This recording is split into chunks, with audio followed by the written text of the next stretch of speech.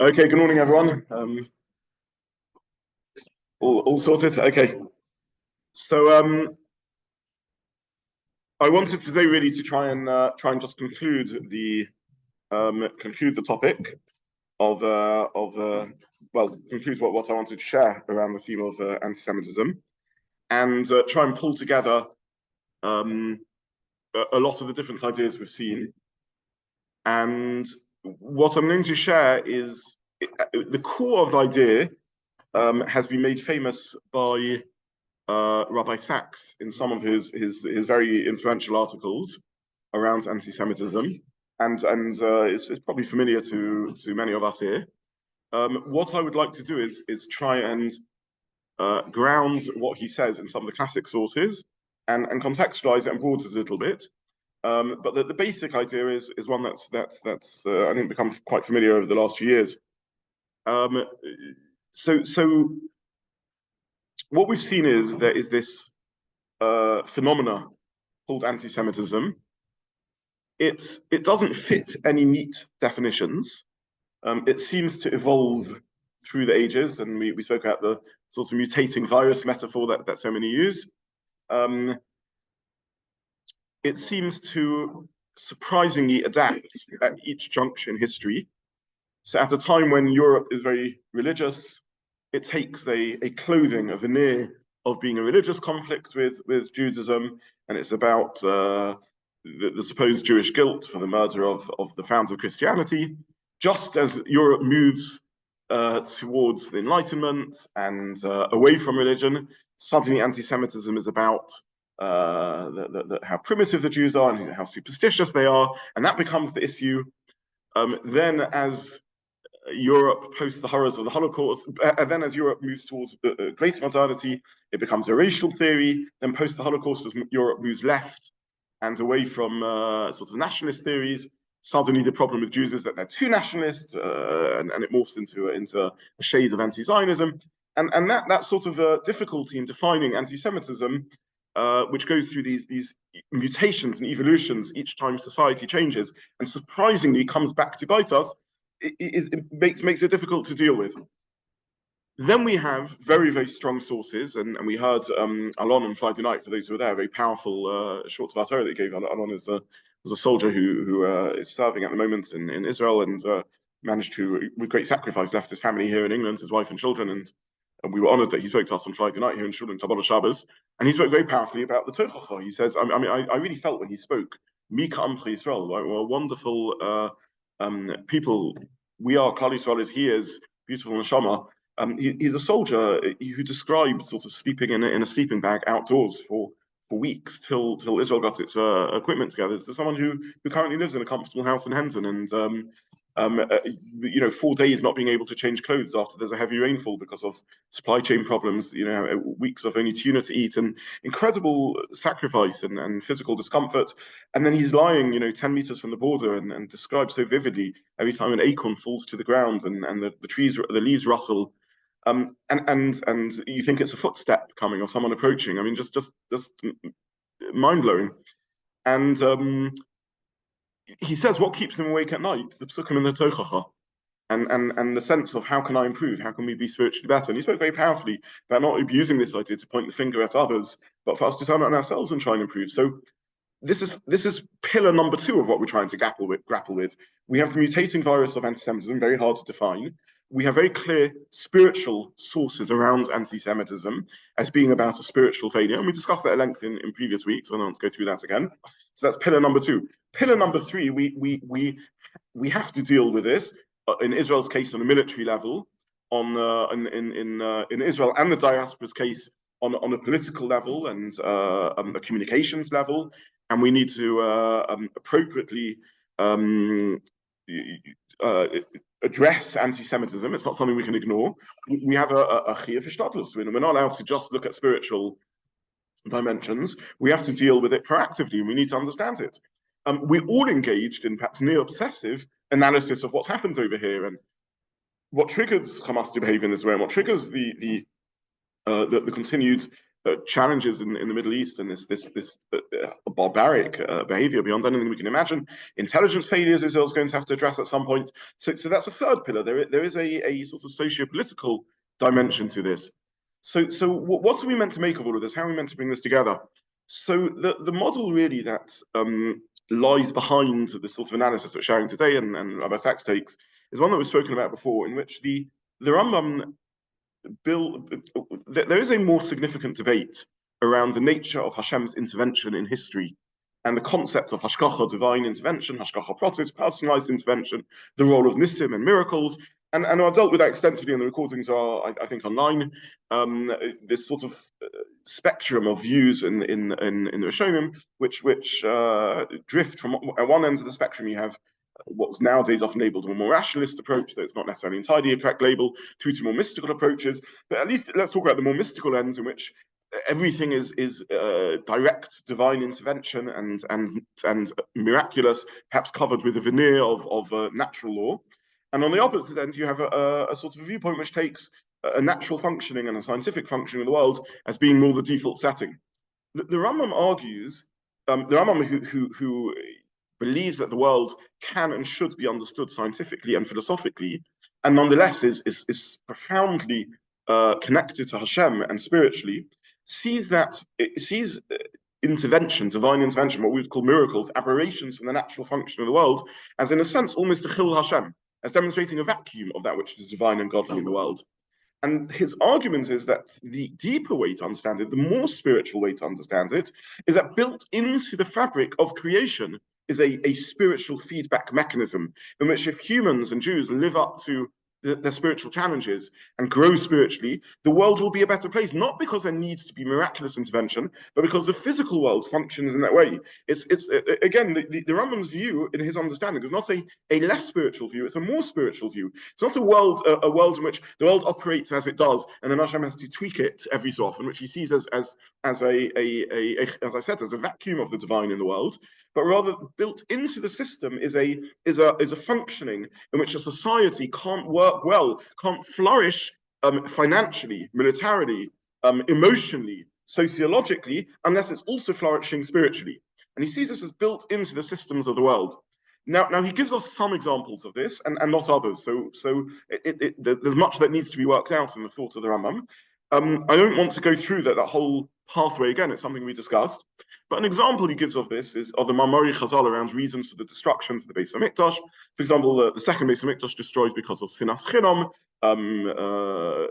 near civil war that existed of hatred and mutual hatred within the Jewish people. And whilst one can and should see this and Chazal say this as almost a punishment, it's a punishment for Sinas Chinam. Sinas Chinam means baseless hatred, the hatred and conflict that existed around the turn of the millennium, around the time of the destruction of the Beis HaMikdash, as a sort of divine punishment. The Beis HaMikdash was destroyed as a punishment for Sinas Chinam. The Rambam's point is it's sort of built into the system, a society which is racked by debate to such a degree that there's a Milchemet Achim, there's a near civil war, can't survive in against the might of a Roman Empire. And we know this quite literally from what was going on at the time of the pre-destruction era, in which the Jewish people were fragmenting and splintering into different sects and cults, of which at the time Christianity was just one, in which there's major political divides, in which whilst Yerushalayim is encircled by the Roman siege, there's a civil war going on inside. This is mentioned by Chazal already. So of course such a society can't hope to flourish in a reasonable way in interacting with the Roman Empire. Rambam says the same thing in his famous letter to the sages of Montpellier, Marseille, in which he writes about Avodah Zarah being again a chazal, that the reason for the destruction of at least the first Beis HaMikdash is because of Avodah Zarah, pagan idol worship. And he says, you don't understand. Pagan idol worship corrodes the fabric of a society. Again, a society in the long run cannot flourish when it's into paganism and superstition, because it's not going to act in a sensible way. It's not going to reasonably manage its affairs. It's going to have an impact on the economic success of the country, on the military success of the country, on the sociological flourishing. Paganism isn't a viable system in the long run. It's always going to eventually fall to monotheism. So this is sort of the metaphysics that the Rambam builds. And what we're going to discuss today is not getting us caught up in the debate between the Rambam and the Mukabbalim, and the mystics, who take a more sort of direct divine intervention path. Because even if you are of the mystical view and you take the view of those that say this is about divine intervention, it doesn't contradict the idea that also there can be built into the fabric of sociology and the functioning of the world a feedback mechanism between spiritual success and failure and the flourishing of the Jewish people. So this is the second sort of introduction. First introduction is the complexities of anti-Semitism, as we discussed.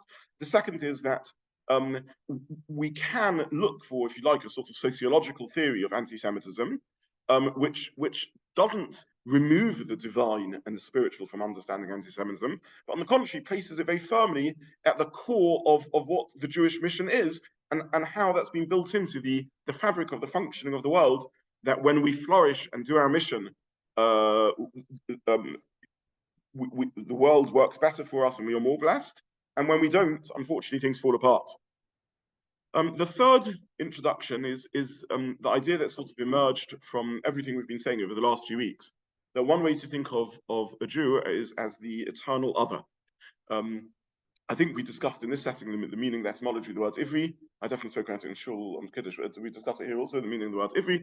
One translation of the word ivri is alien, and we should be proud of being aliens. Alien means different, other. Chazal give three etymologies for the words ivri, either a geographical location, Evana, or ethnic, descendants of Eva. But the third explanation they give is it means other, and we now know in Proto-Semitic, Aviru means an alien. The other, we always should be a little different to society. If we're identical to society, then what's our role? What's our mission? It's something we should be proud of. If you ever hear an argument, a Jewish philosophy, that says, and you sometimes hear this in which we slip into this unwittingly. Sort of, we got there first.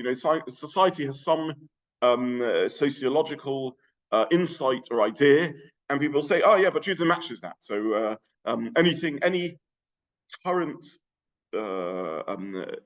political correctness or faddishness of ideology and so on, Judaism also holds that.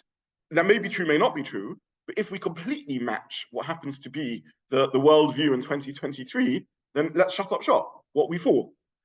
We should always be a little bit in conflict with modernity, whatever modernity happens to mean at that time in history. So if modernity is 1823, 2023, or 2323, there should be values in which there's a clash between what Judaism is saying and what the current view is. If we're identical to everything being said, if we feel no discomfort with our identity as Jews within broader society, if there's no aspect in which we're trying to work out, okay, so what do we integrate? How do we integrate? Where does this fit? Where doesn't this fit? What doesn't fit and needs to be actually excluded?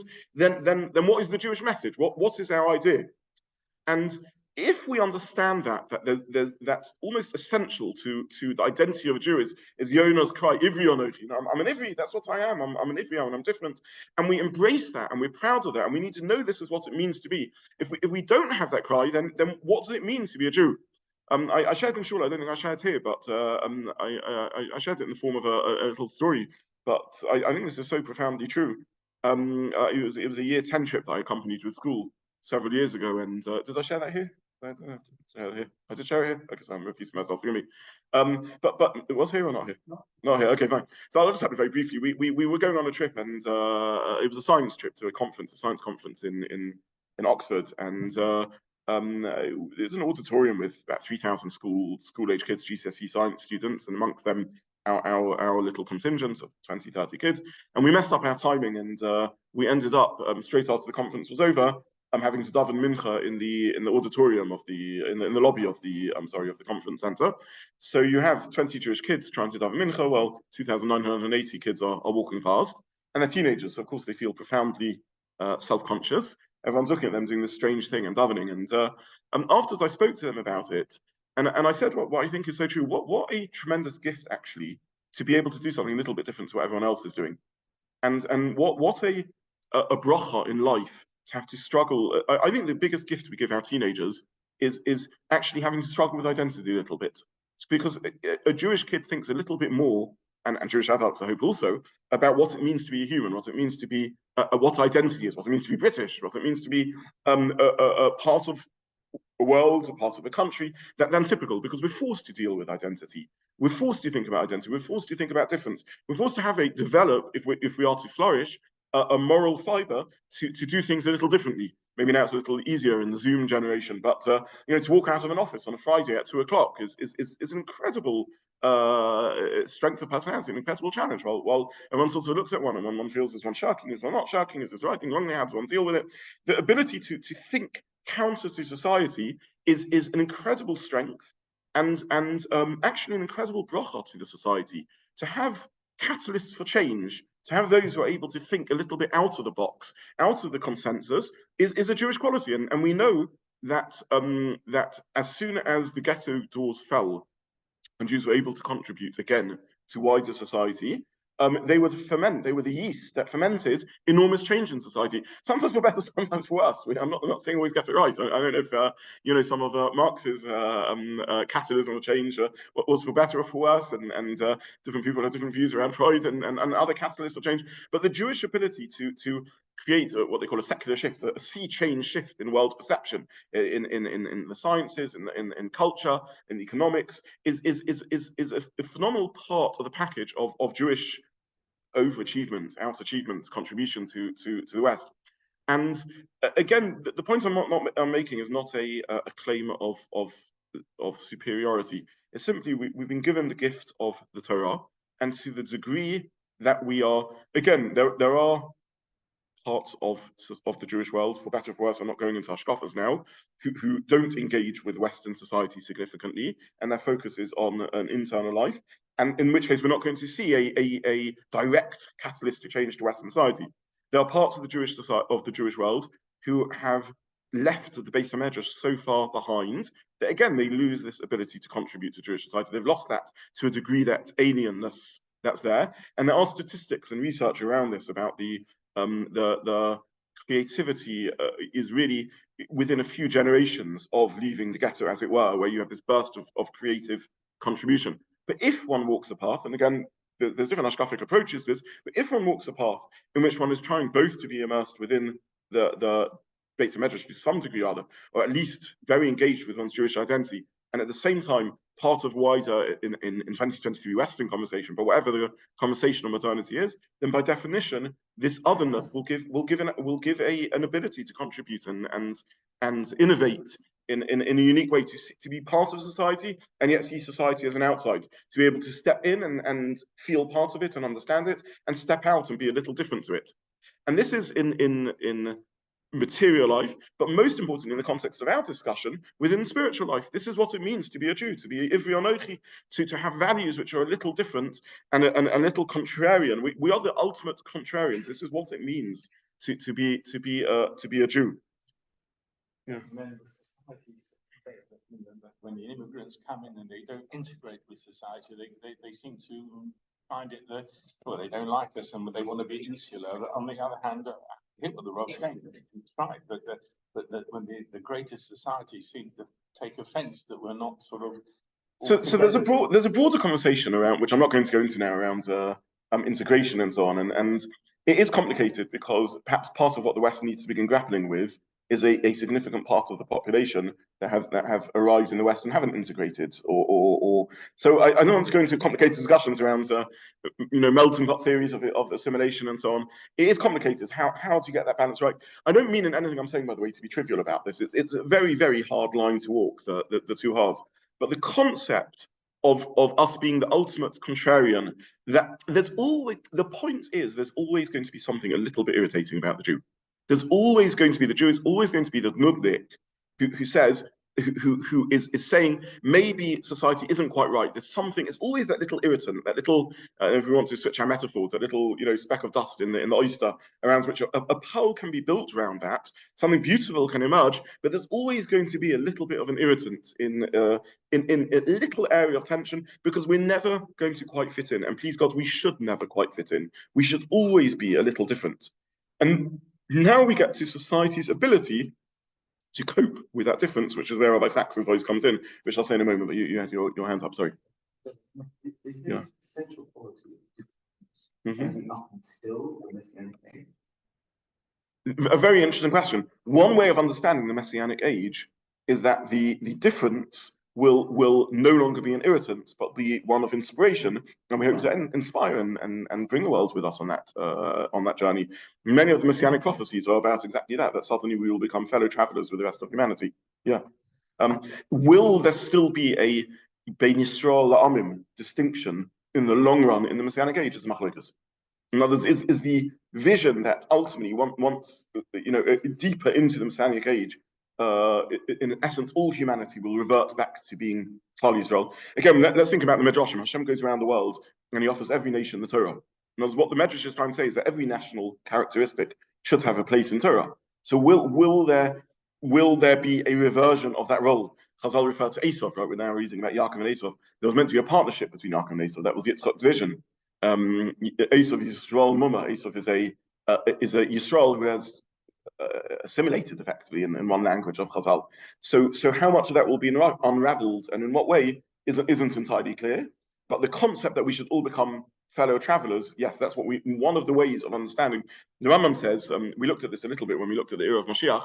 The Rambam says, Ein Bein, there is no difference between Olam Hazeh, current life, and Yomei HaMashiach, Yomei HaMashiach, the times of Mashiach, Ella, only in two things, one of which is Shibud Omas, the idea of conflict with the nations of the world, the idea that there isn't we can't inspire, lead, and be catalyst for change in a way that isn't irritating, that isn't creating tension and conflict. But the concept of difference is integral. That's what it means to be Ivrianogi. If the maths is there, if there is to be a Jewish message, and this Jewish message is eternal, and it doesn't one day just cease to say anything interesting. Saying something interesting, saying something different, critiquing and questioning and being countercultural is always going to mean that there's a slight difference. That's what it means. With the ultimate counterculturalist voice, that's the essence of what it's saying. So yes. So just to be a devil's advocate a little bit, you seem to be making a point of difference for difference sake. Okay, so that it's good to be different because that's part of our raison d'etre, and therefore we're going to be an irritant to society and we're going to be different for the sake of it. Surely society then, you say it from a society point of view, we're going to attract, to use the word, the anti-Semitism, or they will be irritated. And therefore, that's a natural. Is that not the case? We're not being irritant or different for irritant's sake, but we have a message which is a little different, and we have a perspective which is challenging.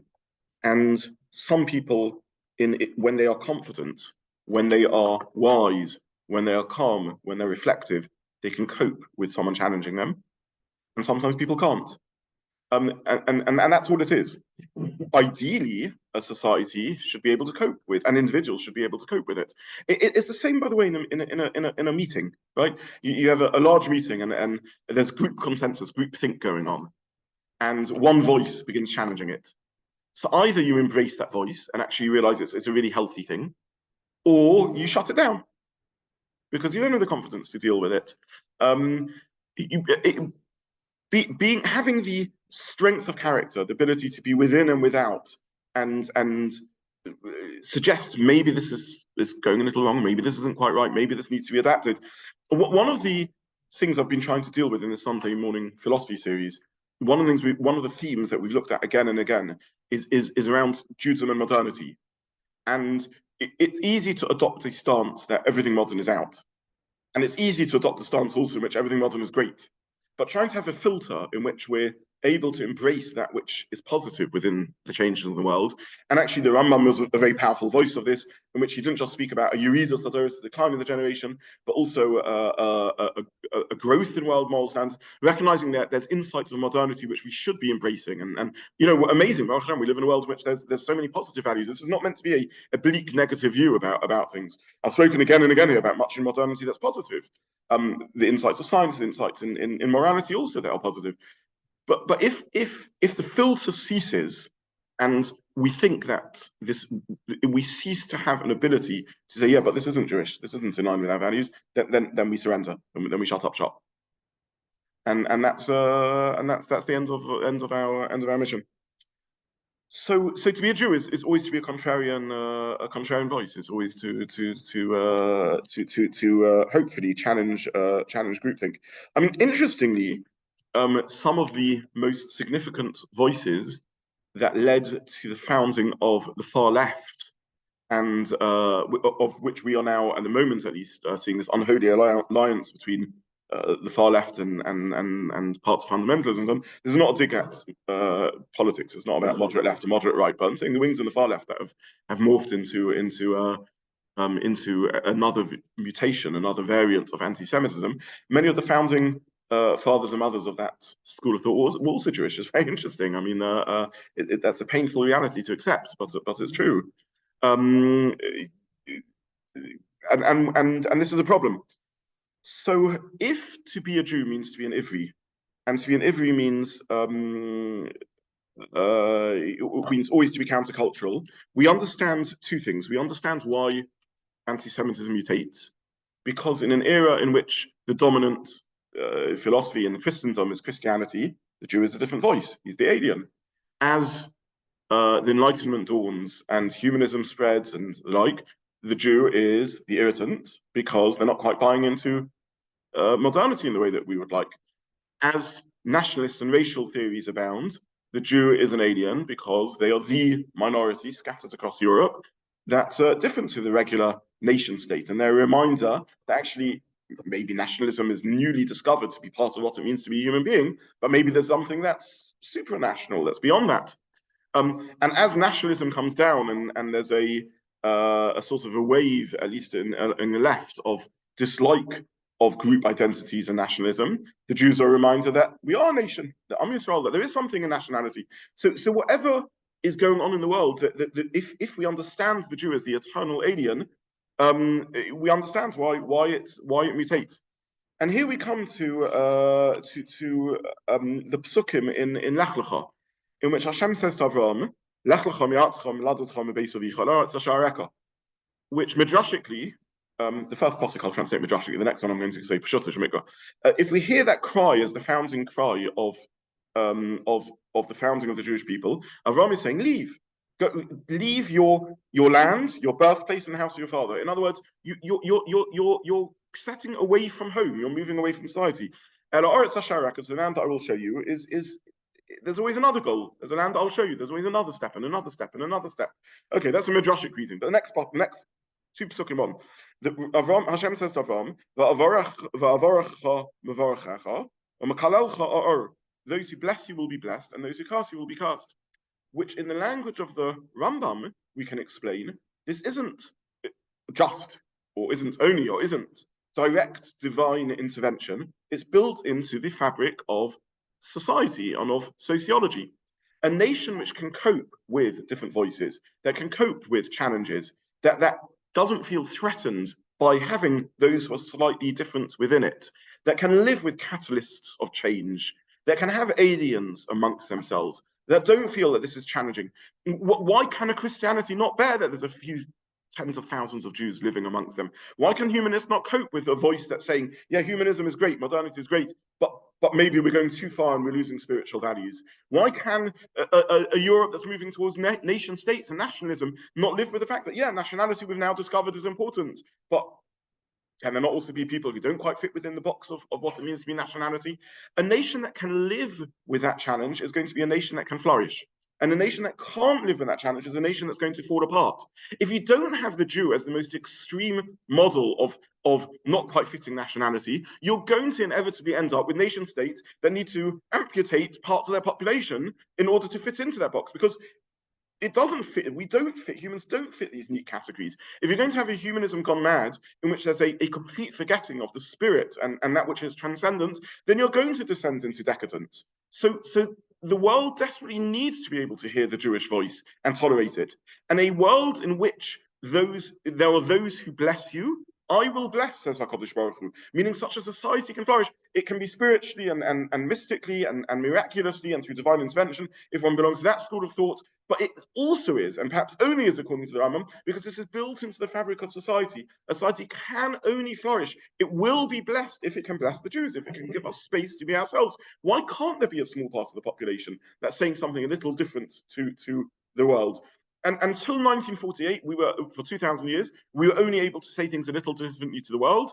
as a minority living amongst a majority. In 1948, we got another voice to say things a little differently. A nation amongst the family of nations. So there's 200 odd nations in the world, and there's one nation that will do things a little differently and will say a different, slightly different message or voice. Why can't the world tolerate that? So a world that can't live with that variety, that is this is the canary in the coal mine metaphor. This is the idea that we are simply only the most extreme manifestation of a society that's becoming so locked into itself, so groupthink, so monochromatic in its understanding of the world, so unable to tolerate differences, so threatened and weak and unable to hear counter voice that it just has to shut it down. This is the person at the meeting or the group, and we all take part in some level of group discussions or family dynamics, and we all know, unfortunately, there's one voice often in discussions of someone who's perhaps feels so threatened or feels so underconfident, whatever it is, that they can't measure a suggestion ever by its worth, or by being different to how we've always done things, or by being different to their own view. Immediately has to be shut down. That is the voice of God forbid, on a national level and international level, that leads to anti-Semitism, that demonstrates a deep flaw within society of a weakness and a lack of self-confidence in itself, and an inability to accept challenge and hear difference. And this is the message of a nation that is Makalel, that curses Jews, that can't live with Jews, is a nation that is doomed to its own failure. The tragedy, of course, is the damage that will occur on the way.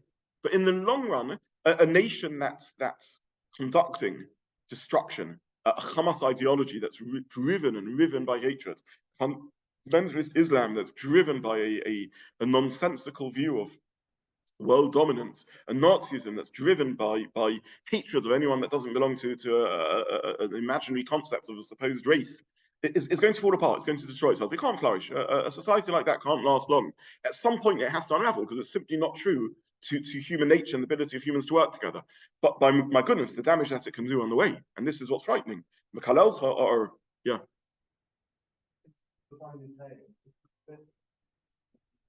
Nations of the world should expect that from Jews, or is it general? With the Chinese, for instance, they say, the world doesn't some of these Buddhist traditions. But it's a nice thing that they do not have expect that. And you see, actually, well, that would be good with better if you have an alternative view. Okay, so 2 points. First of all, we're meant to be the vanguard of that. A nation that turns against Jews ultimately will turn against other minorities also and other voices. This is the first point. The second point, though, is that we fundamentally don't have a home base until the Messianic era. And even when we got in Israel, it still doesn't have a home base in the family of nations. And this is the point, that there's a difference between an ideology that is fundamentally inbuilt into it, at least for now in this era of history, an ivri, another voice, and one which happens to be another voice, because there's always disagreement about all sorts of different views. So if you're a Chinese peasant living in China for thousands of years, you're not interacting, you're not forced to be a different voice. You're not forced to deal with otherness, because you're surrounded by many millions of others who share your set of values. You're not intrinsically an other. The nature of Jewish history till now, and at least till the Messianic era, is one in which we are rubbing up against this conflict. There's always this point of clash. So it's not that we are the only voice of otherness that exists in the world, but it's that our role is that to be the eternal other until the world can move back to Mivarach Baruch, so they can say, you know what, we're willing to engage with otherness. In the long run, yes, we do believe the message we have is an important message to be heard, which is the message of relationship to HaKadosh Baruch Hu and the like. But until that message is heard, we're stuck in this box of representing of being a countercultural force, which society can turn against in different eras. Is there an expectation? Yeah. You should understand. There is an expectation that, yes, it should be understood 100%. The nations of the world should, first of all, a healthy society should be able to engage with difference. We're not doing anything criminal. We're not doing damage. There's nothing that should be. Why should a society not be able to accept another voice? In the long run, we hope, if it's able to live with another voice, maybe it can begin listening to that other voice, and maybe we can help society and care for society and improve society. I think at the moment now, for example, I think I certainly feel blessed, and I think most of us feel blessed that we have very basic things. We have community, we have self-help, we have opportunities to get together, to meet friends, to interconnect beyond just colleagues at work. And I worry about a society which has lost that, unfortunately. I mean, it used to be there was community in the broader world also, with the decline of Christianity in the West, even with the decline of pubs, right? I mean, whatever model there is, there simply aren't opportunities. One wants to cry. There aren't opportunities for people to get together, to support each other, to help each other. And you can't always flourish alone. I mean, it's not that our society is perfect. I'm not pretending that. But you look at if you've ever stopped and spoken to people who are homeless on the street, the stories are so profoundly frightening, because so often they begin as follows. You have someone who was functioning, was coping. They were in a job, good job, a weak job, but they had a job, and something went wrong. Their girlfriend threw them out. They lost the job, and there's no safety net. And literally that night, they have nowhere to go, nowhere to turn. And then the spiral starts, because the next day they come to work and they're stinking, and they haven't got clean clothes, and it has a toll on their mental health, and they're vulnerable and in the street, and they're attacked and abused, and off goes the spiral. And with so little resources, with just communal support around, there could have been a safety net that could have picked them up and got them through a difficult 3, 4, 5 days often before they emerge. The stories are heartbreaking and it's not that we want to be the only ones that have a community. I'll tell you the truth. For me personally, and it's a very personal thing, I spend my life trying to teach these ideas, obviously, in schools, within teenagers, to adults.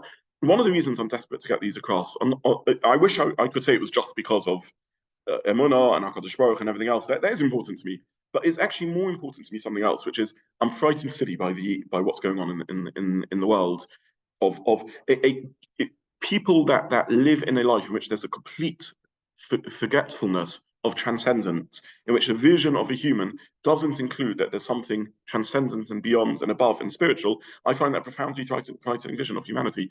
I worry that if a voice of spirituality isn't heard, then the society within which we are is threatened.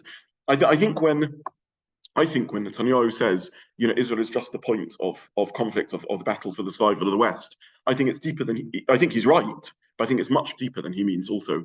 I think Israel is amongst the last nations, Western nations in the world, that hasn't forgotten family and community and self-help and togetherness and so on. Unfortunately, we know it was racked by divisions recently, but even underlying that, there was a deep sense, and is a deep sense of family. Had it carried on, it could have been lost, but thankfully it didn't go on that long, and it wasn't lost, though the background to this is horrible. But Israel is one of the last Western countries in the world that is still traditional to old Western values, actually, to Western values of a couple of 100 years ago. There's a paradox in that, right? Hanukkah is approaching, and we deal with the conflict between the Yevonim and the and Klal Yisrael. In some ways, Israel is the last Yevoni culture. It's the last Western country in the world that still has traditions, and leaving aside Yiddishkeit, this isn't just about Yiddishkeit. People need to be in conversation about matters of spirit.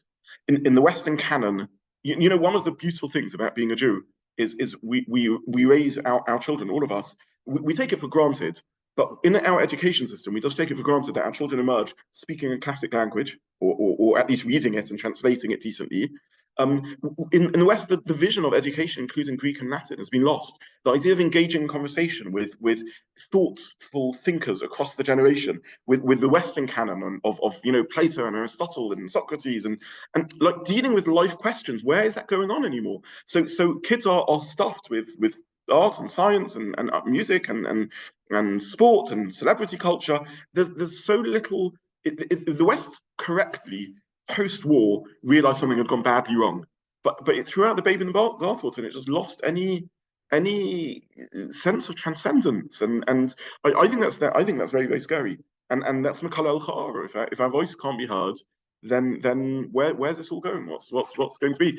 And then we've got the opposite extreme. If there's a version of spirituality being pushed, which is fundamentally fundamentalist, and if there's aspects of that which have such a powerful spiritual message that they believe that the spirit destroys the physical and bulldozes anything out of its way, then there's also a very frightening world to live in. So I think that this is. I think that I think we need to recognize the spiritual dimension to anti-Semitism. I don't think that needs to be. I think that can fit within the Rambam's understanding, as presented beautifully by Rabbi Sachs in the last sort of 15 years of his life, again and again. I think, and I think we need to recognize that. I think we should be proud that we have a voice. That our voice says something, and I don't think that the hatred of Jews that exists, the Jew hatred and the hatred of Israel that exists, is separable from the Jewish values that Jews continue to embody and that Israel continues to embody. Perfectly, no, we're not perfect representatives of the values. Israel's not perfect representative of the values, but so deeply in the fabric of Baruch Hashem, still of Jewish life and of Israeli life. To my mind, that's. I think this is a model that has so much power to it. Unless there's any questions on this, I want to just try and conclude with one more point. Just is this okay? Skeptical? No? Okay. I just want to conclude with a couple of thoughts, because if we're talking about anti-Semitism, about behavior, and again, it's very easy to sit in the comfort of a chair in Hendon and say this, and I recognize it's complicated, but I've been asked by a lot of people about hiding Jewish identity at this time, those living in central London along areas of March, taking mezuzahs off, and so on and so forth. And I want to make 2 points about this, one practical, one spiritual or halachic or hashkafic. On a practical level, I think that we need to keep a sense of balance and proportionality and recognize that, Baruch Hashem, here in the UK, we live in an extraordinarily safe part of the world where it's safe to be a Jew, and we should recognize that. It doesn't mean that there aren't corners and streets that we can't go to, and that every example of that is a tragedy and a travesty and an indictment of what's going on. But equally, we live in a safe part of the world. We are not surrounded by a sea of anti-Semitism. There's very, very serious problems that we have to deal with. But we also live in a society that actually is very broadly accepting and Merecha Baruch. I think there's a very strong trend still of bracha within the world that we live in. I know there are things that we read as anti-Semitic, and sometimes we're right, and it is engendered by anti-Semitism, and sometimes it's a broader sort of philosophical thing. The philosophy of light touch policing here in the UK and policing by consensus sometimes has results that we don't like, in which there's things that can be said and demonstrations that can take place that have consequences that we don't like. But it's a long-running philosophy, for better or for worse, of a system of policing and a way of dealing with things, and we shouldn't become hysterical about things. We walk the streets and we are safe. There's always threats and clouds and dangers on the horizon. There always are. But Baruch Hashem, it is safe to be a Jew, and I think we should, before we begin hiding our identity, we should pause and take a deep breath and actually really think through whether we are in danger or not. And I think most of the time we're not. And I think we should be proud of what we are and comfortable with it. Let me just finish one, because I'm a little short time, forgive me. That's the first point.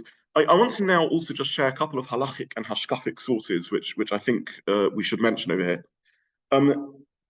The first halachic sources I'm bringing are not directly relevant, but I will get to relevant points.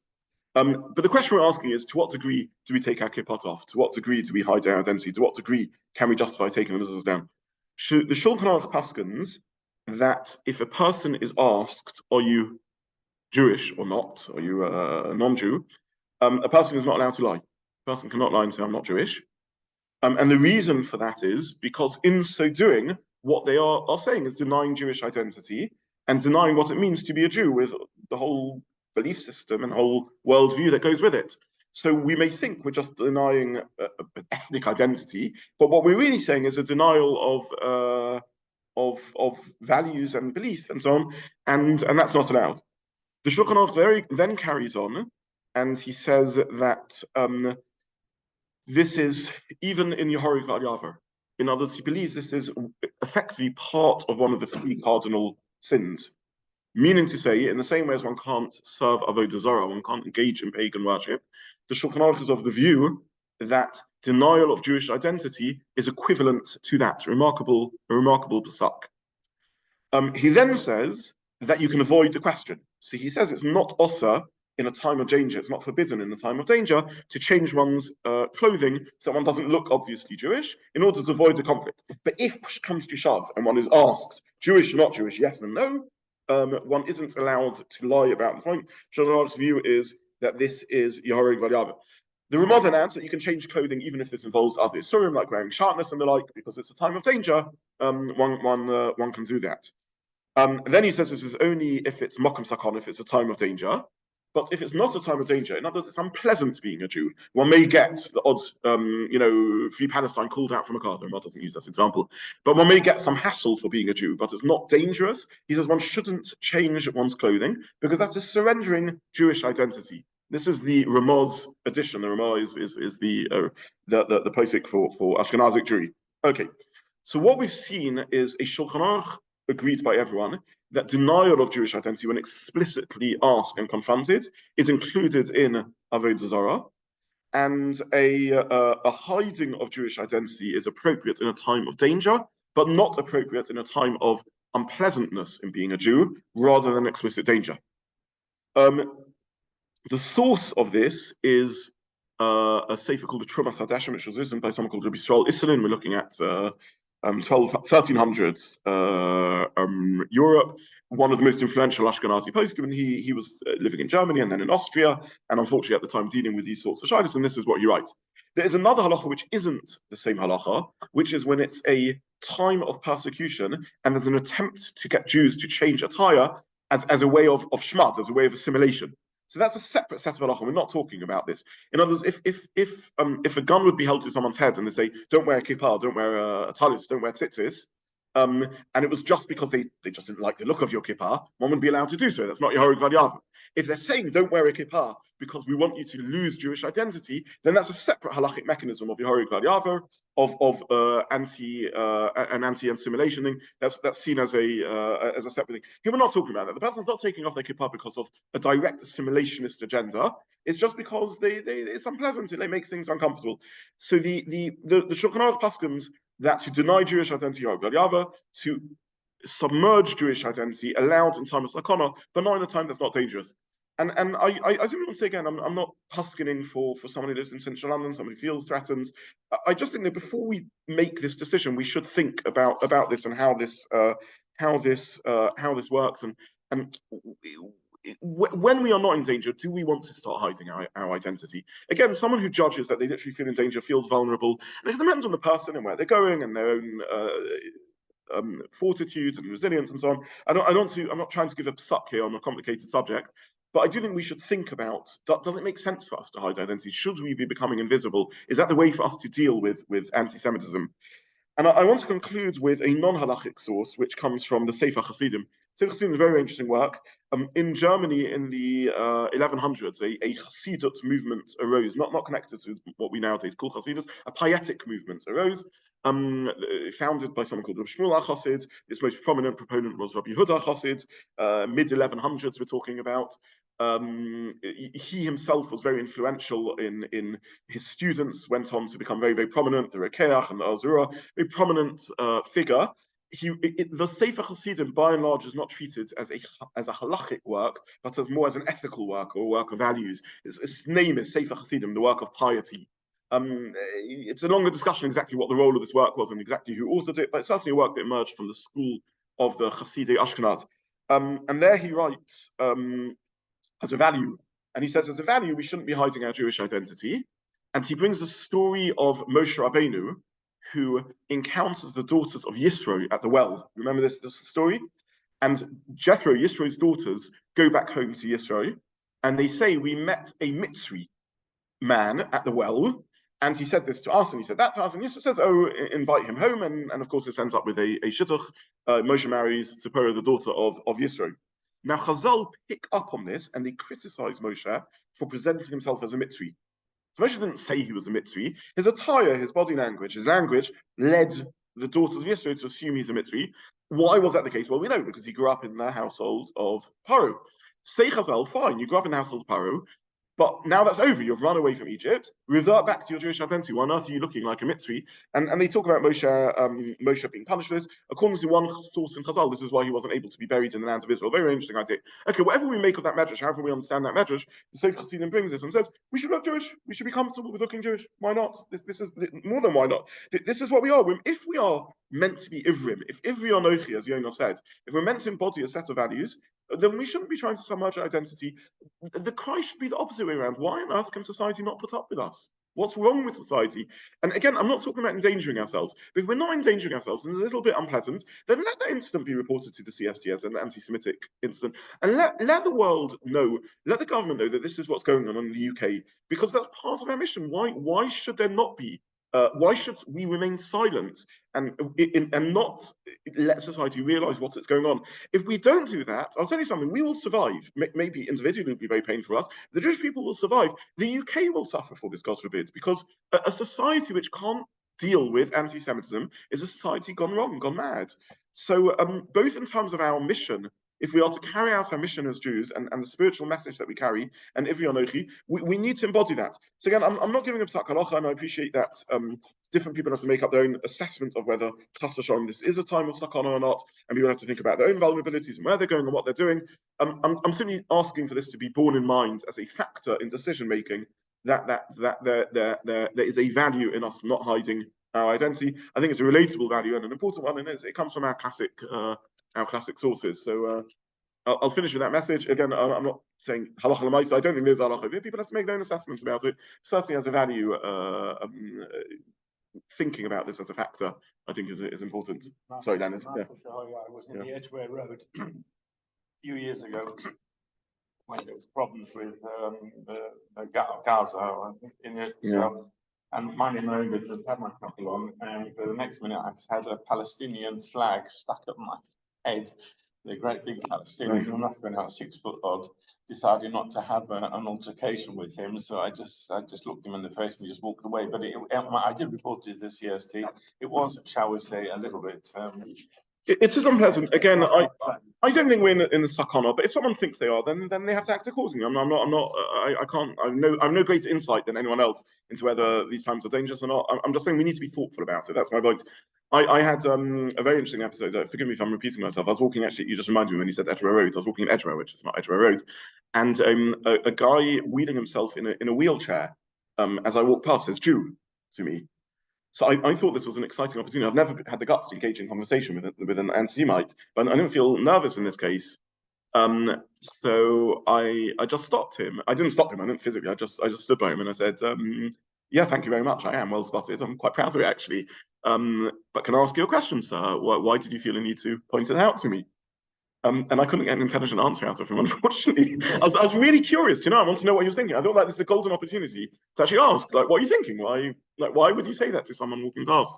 So that's what I'm saying. Yeah, it was amazing. So he wasn't afraid. Yeah, okay. I'm not suggesting you should do that, but I do this. Look, these things are complicated. I mean, I was walking with my kids in Hampstead Heath. This is about 4 years back. When was the last conflict in Gaza? Unfortunately, 18. Yeah. Was it 18? 19, 18. And again, this was probably stupid, but there was 5 youths of Asian appearance sitting on a log, and as we walked past, they began chanting "Free Palestine." And I maybe stupidly, but I don't think when these things happen. So I actually went up to them with very non-threatening body language and just sort of said, I said, yeah, I also care about Palestine. I'd also want it to be free. Like, it's, why would you feel a need when you see a Jewish family walking past with little kids to sort of say this? Like, what are we trying to do? And then I said, like, we're all children of one Father. We're all believers in God. We're all, children of Abraham. Why would you do this? And I'll tell you what happened. They said to me the following. The instant response was, "The truth is we don't know that much about Palestine. You're correct." And then they said to me, "We're really sorry." Very interesting reaction. Anyway, so we spoke for a few minutes. And then as I'm walking off, they're sort of following after us saying, "We're really sorry. Please forgive us. We're so sorry." And I found that such an interesting insight. Now, again, I'm not making comments about most of the demonstrators and so on. We do know statistically that most of them have no idea what they're talking about, and this is the tragedy, right? I think the opinion poll carried out. I think 94% didn't know which river and which sea was being spoken about, and know nothing about. I mean, this is the tragedy of what's going on. That this is just nonsense fueled by emptiness and ignorance and stupidity and so on. I don't know why I shared that story. It's interesting. You reminded me, Edward, right? So I share that with you for what it's worth. And on that very profound note, we'll finish this topic. I'm open for suggestions about new topics to do in our philosophy jam. We'll probably go back to more pure philosophy. This has been quite far from philosophy, but I think nonetheless an important series. And I also wish those who are online to have a good day. Thank you very much. Thank you. Thank you. Now, Thank you.